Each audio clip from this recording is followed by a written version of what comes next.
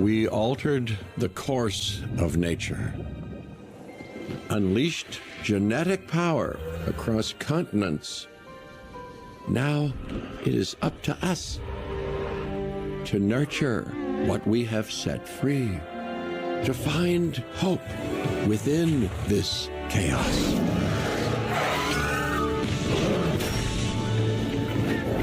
Well, to help life find a way.